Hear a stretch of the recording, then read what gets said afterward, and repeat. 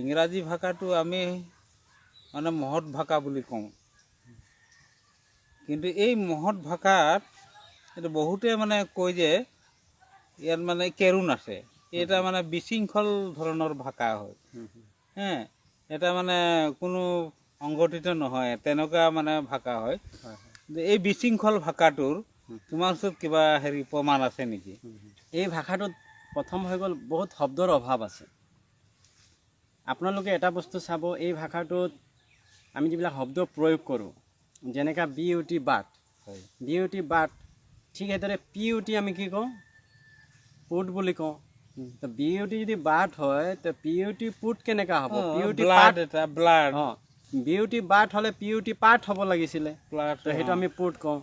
ঠিক সেইদৰে যেনেকৈ B double K book, B double K book যদি কোৱা হয়, তেতিয়াহ'লে B L double D blood কেনেকুৱা? ব্লাড কেনেকুৱা হ'ল? বি ডবল কে বুক হ'লে B L double D blood হ'ব লাগিছিল। উচ্চাৰণৰ খেলি মেলি। তো ইংৰাজী ভাষাটোত উচ্চাৰণৰ বহুত খেলি মেলি আছে। তো অকল সিমানখিনিয়ে নহয়, শব্দৰটো অভাৱ আছে, উচ্চাৰণতো খেলি মেলি। আৰু এটা আপোনালোকে চাব, এই ভাষাটোৰ পৰা কি হৈ আছে, চবতকৈ ডাঙৰ কথা কৈছোঁ এতিয়া, এই ভাষাটোৰ পৰা আমাৰ পৰিয়াল ব্যৱস্থাবিলাক ভাঙি গৈছে। কেনেকৈ পৰিয়ালৰ ছিষ্টেমবিলাক খেলি মেলি হৈ গৈছে। এনেকৈ ইংৰাজীত কি কয়? আণ্টি কয়, আংকল কয়। তো আণ্টি আংকল তেওঁলোকৰ ভাষাত চাব, খুৰী, পেহী, মাহী, সেই সকলোকে আণ্টি বুলি কয়। খুৰা, পেহা, মহা চবকে আংকল বুলি কয়। এতিয়া পেহী কেতিয়াও খুৰী হ'ব নোৱাৰে। ইংৰাজী ভাষাত এতিয়া চবকে আণ্টি বুলি কয়। পেহীৰ ৰিলেশ্যনটো বেলেগ হয়, মাহীৰ ৰিলেশ্যনটো বেলেগ হয়, মামীৰ ৰিলেশ্যনটো বেলেগ হয়, খুৰীৰ ৰিলেশ্যনটো বেলেগ হয়। তো ইংৰাজীত চবকে আণ্টি বনাই থৈ দিলে। তো খুৰী কেতিয়াওতো মাহী হ'ব নোৱাৰে, খুৰী কেতিয়াওতো পেহী হ'ব নোৱাৰে। আংকুলটো তেনেকুৱাই, আংকুলটো ঠিক সেইদৰেই। তো আংকল বুলি কৈ দিলে এতিয়া খুৰাৰ ৰিলেশ্যনটো বেলেগ, মোমাইৰ ৰিলেশ্যনটো বেলেগ, পেহাৰ ৰিলেশ্যনটো বেলেগ। মোমাই কেতিয়াও পেহা হ'ব নোৱাৰে। যদি এজন ল'ৰা ছোৱালীয়ে সৰুৰ পৰা যদি নিজৰ মাতৃভাষাৰ জ্ঞান নলয়, আজি আমাৰ দেশত সেই অৱস্থাটো হৈ আছে। ল'ৰা ছোৱালীয়ে নিজৰ মাতৃভাষাই শিকা নাই, মাহী, পেহী, খুৰা, মহা, মোমাই সেইবিলাকে ক'বলৈ শিকাই নাই। তেওঁলোকে ইংলিছ মিডিয়ামত গৈ পিনে আণ্টি আৰু আংকল শিকি আহিছে। ইয়াৰ পৰা কি হ'ব? তেওঁলোকৰ নিজৰ ৰিলেশ্যন যিসকল আছে, আত্মীয় স্বজন যিসকল আছে, তেওঁলোকক সম্বোধন কৰিবলৈ নিশিকিব। যাৰ ফলত কি হ'ব? চবকে আণ্টি আংকল ক'ব। ইয়াৰ পৰা কি হ'ব? আমাৰ পৰিয়াল ব্যৱস্থাটো খেলি মেলি হৈ যাব। আৰু আজিৰ দিনত সেইটো অৱস্থা হৈছেও। সেইটো কাৰণে এই ভাষাত, ইংৰাজী ভাষাত মূল শব্দৰ বহুত অভাৱ আছে। আপোনালোকে যদি এটা বস্তু দেখে এই ভাষাটোত, এই ভাষাত আপোনালোকে উদাহৰণস্বৰূপে সূৰ্যক ইয়াত অকল চান বুলি কয়, আৰু ইয়াৰ শব্দই নাই, অকল এটাই শব্দ চান বুলি কয়। কিন্তু আমাৰ ভাষাত, আমাৰ অসমীয়া ভাষাত হওক, সংস্কৃতত হওক, সূৰ্যৰ বহুত নাম আছে। সংস্কৃততো কয় সূৰ্যৰ 35টা নাম আছে। অসমীয়া ভাষাতে এতিয়া সূৰ্যক দিবাকৰ কয়, ভাস্কৰ কয়, আদিত্য কয়, সেইদৰে অনেক নাম আছে। ৰেফাৰেঞ্চ শব্দ ঢেৰ আছে, বহুত আছে। তো ইংৰাজী এই ভাষাটোত মূল শব্দৰো অভাৱ, পৰ্যায়বাসী শব্দৰো বহুত অভাৱ। আৰু এই ভাষাটোক কিছুমান মানুহে কয়, এই ভাষাটো দৰিদ্ৰ ভাষা বুলি কয়। এইটো কাৰণে দৰিদ্ৰ ভাষাটো হয়, কাৰণ এই শব্দত এই মূল শব্দৰ বহুত অভাৱ আছে, সেইটো কাৰণে দৰিদ্ৰ বুলি কয়। আৰু কিছুমান মানুহেতো ইমানখিনিও কয় এই ভাষাটো ভিখাৰী ভাষালৈকেও কৈ দিয়ে কিছুমান মানুহে। এইটো কাৰণে কৈ দিয়ে এই ভাষাটো, কাৰণ এই ভাষাটো যেতিয়া বনাইছিলে, এই ভাষাটো বনাওঁতে কেইবাটা ভাষাৰ পৰা শব্দ সংগ্ৰহ কৰিছিলে। যেনেকৈ লেটিন ভাষা আছে, স্কটিছ ভাষা আছে, এনেকৈ কেইবাটা ভাষাৰ পৰা শব্দ সংগ্ৰহ কৰি এই ভাষাটো বনাইছে। মানে নিজৰ মূল শব্দৰ বহুত অভাৱ আছে। আৰু যিটো ভাষাত মূল শব্দৰ অভাৱ থাকে, সেই ভাষাটোক দৰিদ্ৰ ভাষা বুলি কোৱা হয়। ইংৰাজী ভাষাত মূল শব্দৰ বহুত অভাৱ। আপোনালোকে যদি অসমীয়া ভাষাত তাৰ জেগাত লয়, অসমীয়া ভাষাত মূল শব্দ ইংৰাজীতকৈ বহুত গুণে বেছি আছে। তো তেনেকৈ এটা অসমীয়া ভাষা থাকোঁতে, শক্তিশালী ভাষা থাকোঁতে, আজি আমাৰ শিক্ষা ব্যৱস্থাত কিয় ইংৰাজী ভাষা বাধ্যতামূলক কৰা হৈছে? অকল সেইটোৱেই নহয় নহয়, চব ক্ষেত্ৰতেই, প্ৰতিটো ক্ষেত্ৰতে এতিয়া মানে ইংৰাজী ভাষা প্ৰয়োগ হৈছে। এতিয়া এই অফিচ কাৰ্যালয়বিলাকত, যিকোনো মানে অনুষ্ঠান প্ৰতিষ্ঠান, চবতে মানে ইংৰাজী নহ'লে নহয়েই। আৰে আমাৰ ইমান মানে নিজৰ স্বীকৃতি ভাষা, ইমান নিজৰ মাতৃভাষা থকা স্বত্বেও আমি গোলাম হৈ আছোঁ, ইংৰাজী ভাষাৰ গোলাম হৈ আছোঁ আমি এতিয়া। আৰু স্বাধীনতাৰ পিছত, ভাৰতৰ স্বাধীনতাৰ পিছত এটা বিদেশী ভাষাৰ গোলামী কৰাটো আমাৰ দেশৰ কাৰণে এইটো ভাল লক্ষণ নহয়। এতিয়া অন্যান্য দেশত, এতিয়া জাপান হওক, চাইনা হওক বা অন্যান্য তেনেকুৱা দেশবিলাক আছে, তেওঁলোকে নিজৰ ভাষাতে মানে এই ডাক্তৰ ইঞ্জিনিয়াৰ কৰি আছে পঢ়াৰ মানে যিটো মানে চিষ্টেম কৰি লৈছে হয় হয় আমাৰ ইয়াত এতিয়া সাধাৰণ এই চিভিল ছাৰ্ভিচত যদি পঢ়িবলৈ যায় অকল ইংৰাজী নহ'লে চিভিল ছাৰ্ভিচ পঢ়িব নোৱাৰে বা হেৰি কৰিবও নোৱাৰে হিন্দী ভাষাটো আছে থাকিলেও মানে ইংৰাজী ভাষাৰ নহ'লে আমি এই চিভিল ছাৰ্ভিচ হওক ACS হওক এইবিলাক কৰাটো অসম্ভৱেই নোৱাৰে তো আমাৰ দুখীয়া মানুহবিলাকেতো ক'ত মানে ইংৰাজী ভাষা হেৰি কৰিব পাৰিব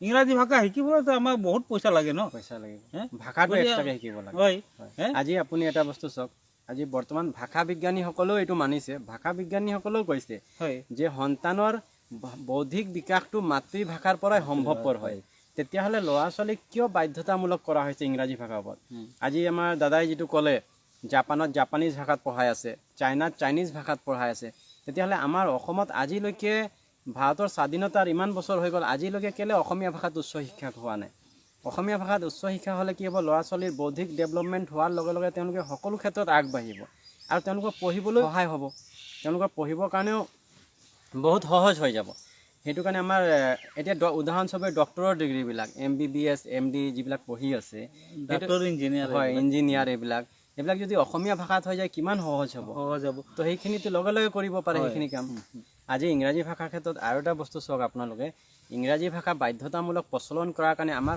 সমাজত সমস্যা কি আহি আছে এতিয়া আমাৰ ইংৰাজী ভাষা অধিক প্ৰয়োগ কৰাৰ কাৰণে সংখ্যাৰ ক্ষেত্ৰত যদি আপোনালোকে চায় প্ৰত্যেকটো ক্ষেত্ৰত অফিচৰ পৰা ধৰি প্ৰত্যেকটো ক্ষেত্ৰত যিবিলাক আমি সংখ্যা প্ৰয়োগ কৰোঁ সেই সংখ্যাবিলাক চাব ইংৰাজীত লিখাৰ এটা অভ্যাস এটা মানুহৰ সংস্কাৰ এটা আহি গৈছে এতিয়া লাহে লাহে এই সংস্কাৰটো লাহে লাহে আহি যোৱাৰ পৰা কি হৈছে এতিয়া মানুহে অসমীয়া ভাষাত সংখ্যা নিলিখা হৈছে এতিয়া ইয়াৰ পৰা কি হ'ব লাহে লাহে অহা ভৱিষ্যতে অসমীয়া ভাষাৰ সংখ্যাবিলাক এদিন লুপ্ত হৈ যাব এতিয়া অলৰেডি গোটেই বিশ্বত 24,000 ভাষা আছিলে 24,000 ভাষাৰ ভিতৰত 6,000 ভাষা লুপ্ত হৈয়ে গৈছে আৰু এতিয়া আছে 18,000 ভাষা তাৰ ভিতৰতো কিছুমান ভাষা লুপ্তৰ পথত গৈ আছে তো এনেকুৱা অৱস্থাত যদি ইংৰাজীটোক বাধ্যতামূলক ৰখা হয় এই ইংৰাজী ভাষাৰ কাৰণে এদিন অসমীয়া সংখ্যাও লুপ্ত হ'ব আৰু এই ইংৰাজী ভাষাৰ কাৰণে এদিন আমাৰ সমাজৰ মানুহৰ মানে যিখিনি সংস্কাৰ আছে সেই সংস্কাৰতো বেয়া প্ৰভাৱ পৰিব যেহেতু এটা ভাষাৰ লগত এখন দেশৰ সংস্কৃতিৰ গভীৰ সম্পৰ্ক থাকে ইংৰাজী ভাষাৰ লগত ইংৰাজৰ দেশৰ সংস্কৃতিৰ গভীৰ সম্পৰ্ক আছে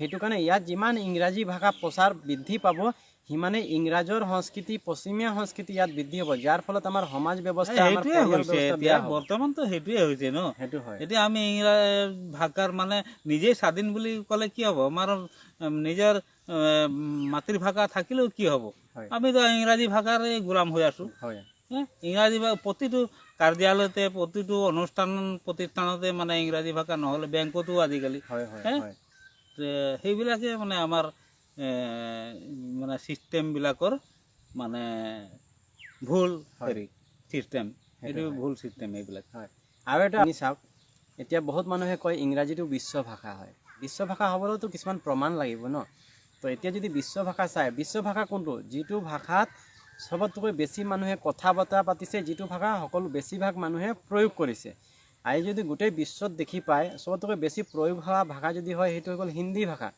হিন্দী ভাষা আজি বিশ্বত 150 কোটি মানুহে হিন্দী ভাষাত কথা পাতে গোটেই বিশ্বত আৰু দ্বিতীয় যদি বিশ্ব ভাষা আপুনি যদি ক'বলৈ যায় সেইটো চাইনিজ ভাষা হয় চাইনিজ ভাষা আজি 140 কোটি মানুহে চাইনিজ ভাষাত কথা পাতে সেইটো দৃষ্টিত ইংৰাজী ভাষাৰ স্থানটো বহুত তলত আছে আজি ইংৰাজী ভাষা মানে এতিয়া ইংৰাজসকলে প্ৰথম বহুত মানে হেৰি তেওঁলোকৰ উপনিৱেশ বহুত গোটেই ৱৰ্ল্ডতে মানে উপনিৱেশ স্থাপন কৰিছিল আৰু তেওঁলোকে সেইকাৰণে এইটো মানে ইণ্টাৰনেশ্যনেল ভাষা হিচাপে মানে স্বীকৃতি পাইছিল পালেও মানে কিন্তু ৰাইজেতো আকোৱালি লোৱা নাই ৰাইজে মানে বহুত ক্ষেত্ৰত পাছত গম পালে যে এইটোতো মানে আমি এটা যদি এইটো ভাষাই ব্যৱহাৰ কৰোঁ তেতিয়াহ'লে আমি গোলাম হৈ যাম এদিন এই ভাষাটোৰে গোলাম হ'ম সেইকাৰণে কিছুমান দেশে ইয়াৰ মানে ফালৰি কাটিলে আৰু এতিয়া অন্যান্য মানে নিজৰ নিজৰ মাতৃভাষাৰে জাৰ্মানসকলে জাৰ্মান ফৰাচীসকলে ফৰাচী ভাষা এইদৰে জাপানী চাইনা এইবিলাক নিজৰ নিজৰ